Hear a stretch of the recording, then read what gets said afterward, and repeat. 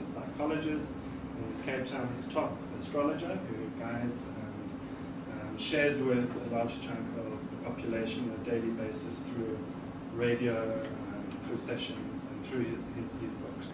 One of the things that we face as modern people in this highly stressed kind of world that we've created for ourselves is the fact that our spiritual lives seem to have taken a second place in the development of our culture and our technology and our achievement-oriented lifestyle. The missing ingredient, which we used to have, was the natural ability for the two halves of the brain to work together. Wayne spoke a lot about how the brain is the organ that's in charge of everything that the body is doing. And one of the most striking things, apart from all the various methods that those athletes had used, was Pugh, the swimmer, who simply by sitting down and thinking about it was able to raise his core body temperature.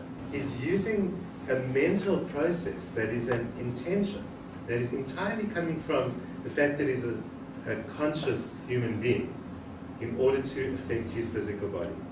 The brain is also the connector that connects to the spiritual intention and the spiritual result that may be related to that early ability of ours for the two brains working together. What all the different spiritual methods had in common as they tried to explore the whole meaning behind it all was the way to understand it is through a controlled state of consciousness. And one thing that all traditions had in common was what we refer to as meditation. Whether it was explicitly meditation, as we see in the Hindu and Buddhist and other Vedic traditions, whether it was contemplative methods that you see in many European traditions, all of those were related to trying to change the state of consciousness. I mean, obviously there must have been a result in the beginning that made it desirable to do. So human beings knew that by knowing themselves in that consciousness way that I'm describing, there was a positive result in their life. My favorite thing in this and in the earlier games are the exercises that work on changing your mood. Because it's a very powerful feedback all in itself, let alone teach you to do something, to watch the computer screen change because of something that you're thinking about. So you can attach the senses to yourself and think about specific things.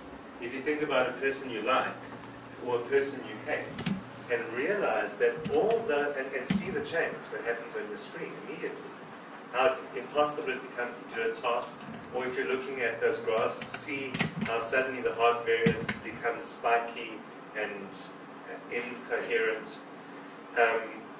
and realize that in the course of our everyday lives, through all the mood changes and stuff that we do, we don't realize the effect that we must be having on ourselves, body, mind, and spirit. It's a little bit like they've invented a machine that can tell you what you're doing to your spirit. In African culture, the route to spirituality, to spiritual experience, is not meditation, it's dance. But it works exactly the same way. It's a repetitive process that causes you to switch off the kind of rational control of yourself and move to some other control that is probably similar to what happens when people are in that alpha state and they're not consciously controlling what they're doing, but having all these positive results.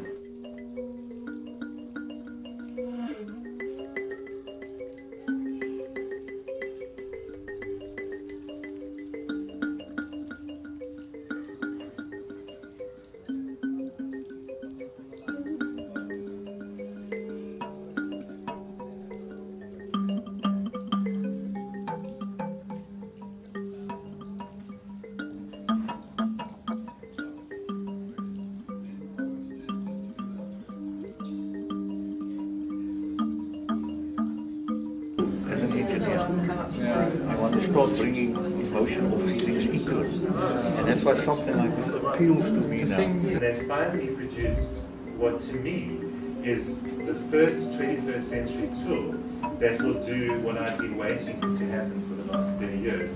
Something that is the better balance between biofeedback, telling you when you're doing it, and inducement telling you what to do. There is a sense of Eastern wisdom in the 21st century when you talk about meditation, because that's the culture that has retained it intact as a basic spiritual practice with the same methodology that for literally thousands of years has worked for literally billions of people.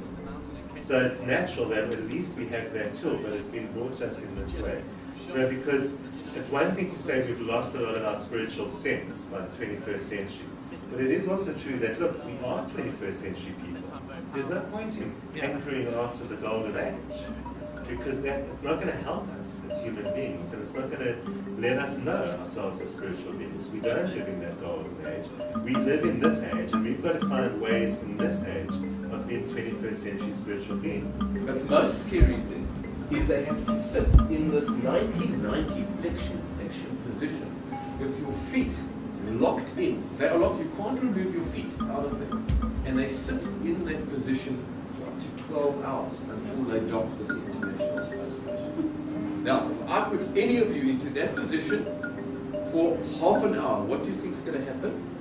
You're going to go into cramp. Okay? Now, if you cramp and you can't remove your feet, you're in trouble.